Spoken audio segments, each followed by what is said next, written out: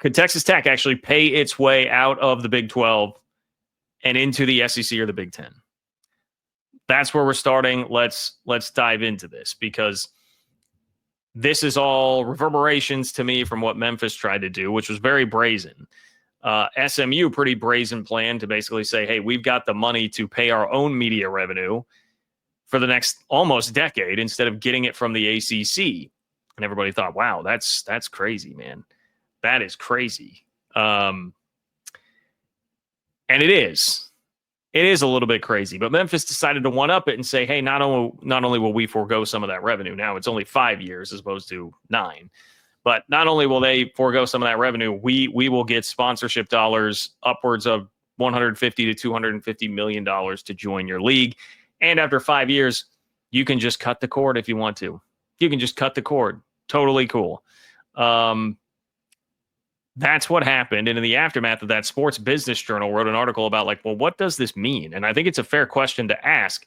And one of the first things is this has definitely set a precedent if you are a G5 team trying to get into the Power Four.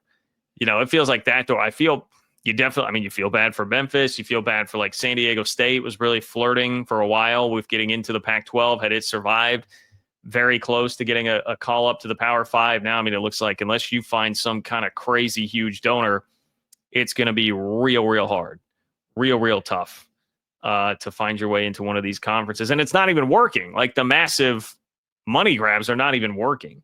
Here's one thing the Sports Business Journal said, according to a Big 12 source, quote, expansion fees will be the new norm in future realignment within the Power 4.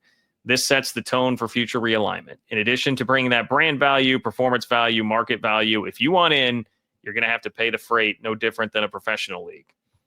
So now, again, we're talking about the professionalization pretty widely across the board of college sports.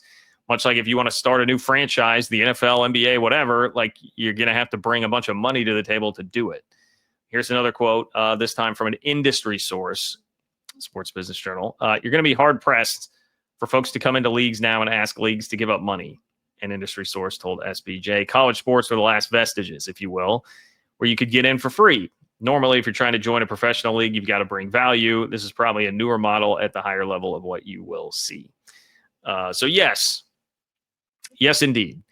I think this will start to be standard. And again, the obvious way to go with it at that point is anybody that's going to try and jump up that's a G5 school right now, you're going to have to get in bed with FedEx like Memphis has and give something like that some sort of effort.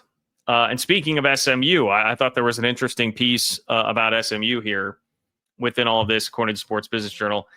They say they're talking about David Miller, who's the board chair at SMU. He's oil tycoon, founder of InCap, oil and gas private equity. I mean, Mike, you could just, Lab design a title that sounds like a guy who's going to have the type of money to throw around that could get SMU into the ACC. It is an oil and gas private equity firm that he works at. Quote, if there's no David Miller involved, we're probably not in the ACC. That is according to, here's an old friend, Craig James, former SMU running back and former ESPN broadcaster. Quote, there are a lot of supporting people around that were very important to the process, but David Miller University, DMU, would not be out of the realm of possibility. They're calling it David Miller University because this guy had the money to throw around. So naturally, my mind starts to drift to, well, Tech fans, TTU, how does CCU sound? CCU, Cody Campbell U. Not a terrible ring to it, to be completely honest. And that's kind of where we're at with Texas Tech in this thing. Everybody right now is asking the question of, okay, well, fair market value and real business purpose for these extra NIL deals beyond rev share. How's all that going to work? I do think today we got clearance for collectives to be involved and to pay things out, but it's still going to have to be real business purpose, fair market value, all that stuff. So collectives can still be involved, but how involved? Well, what if then Cody Campbell can just use his multi-billions of dollars to try and buy you into a conference? That's where I start to go when I see that this is the discussion after Memphis exits. Because if you're going to ask, like, all right, who would be crazy enough to pay their way into the Power 2 from the Power 4? And I realize crazy is probably an unfair term there. But look, we've already seen Florida State go through a lawsuit where they're digging up dirt on the old commissioner and trying to claim that there was nepotism there in an effort to, get some sort of settlement, probably in a lawsuit to lower the buyout. They did get a lowered buyout. There's talk now that maybe schools won't even be waiting until 2030, which is going to mean paying 9 figures to get out of a conference. Like Texas Tech would not be the first to kick around the idea if that were something that were going to happen. And it doesn't have to just be Texas Tech, but they sure seem to be like the school that would be most positioned to actually have a realistic shot to come up with this type of a sum of money to add to a conference. I really feel like that's the only one even worth discussing here at this point. And if you're going to be in a situation where Cody Campbell's dollars can't go as far from an NIL standpoint, paying players directly, does it turn around to something like this? Now, I think there are lots of reasons why there are lots of roadblocks to this, even if you have the money. Because first of all, like I said, Memphis tried it with the money and it didn't work. And that seems like a kind of appropriate-ish comp. I feel like Memphis trying to jump to the Big 12 versus if you're talking about a team like Texas Tech, a school like Texas Tech trying to jump into the SEC. There has been some success. Obviously, there's a lot of buzz right now. There's plenty of money. They're willing to spend resource-wise to be competitive, but we look around and be like, the SEC kind of like, what is it really adding for us here? And so that's part of the problem. Like, kind of runs into the same thing that Memphis does. Like, what are you actually adding here? Big 12 had just added a bunch of AAC schools, picked some schools from the upper crust of the AAC. They have been really struggling in football. Houston, yes, has provided nice value in basketball, but what are you really gaining from this, even if you do take in a bunch of the money? And with $250 million, that was still only going to be a couple $1 million per year to every school. It's not enough to really move the needle. Now, Cody Campbell, I don't know how all this works when you're a multi-billionaire and how liquid the cash is and how all that would go. And I know Memphis was sponsorship dollars versus cold hard cash, but even all of that just being a couple million a year, what would the number have to be to make it a substantial needle mover for the SEC to be like, okay, fine, come on in? Especially, again, when it's, what are you adding when we have a couple of schools in Texas already? And I saw someone mention that in the chat. But this is why, the Big Ten then becomes more intriguing. They have been much more global conquerors, wanting to be everywhere and don't have that presence in the state of Texas. But then I do think about, Big Ten presidents, are they going to want school from the Big 12, like Texas Tech, coming into the league?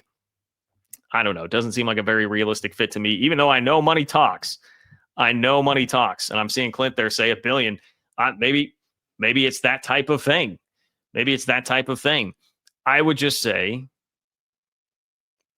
this is something that I would at least have in the back of my mind as to, not that I think it's realistic that the SEC would take it or that the Big Ten would take it, but that as we get closer, if it starts to look more and more like, hey, and again, Cody Campbell will be one of the most well-connected guys knowing what things are looking like at the highest of levels up in Washington in terms of getting change enacted in college sports. If it's not looking good and it looks like, hey, it's really going to be just Big Ten and the SEC are going to sail off into the sunset and that's going to be it, and it's all hands on deck, man, it's the Titanic, you got to jump on one of those lifeboats if you can.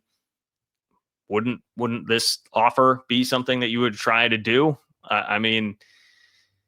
That's why I would just say, like, keep it in the back of your mind. I'm obviously not wishing for it. I certainly don't think it's likely. I certainly don't want it to happen.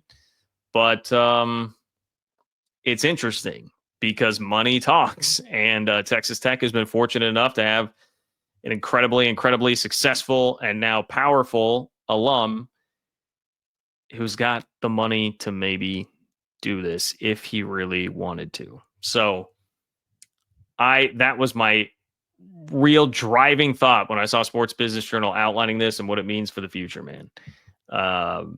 We'll see. I think there's a lot of good discussion here in the chat. Time Wasp. Let's see.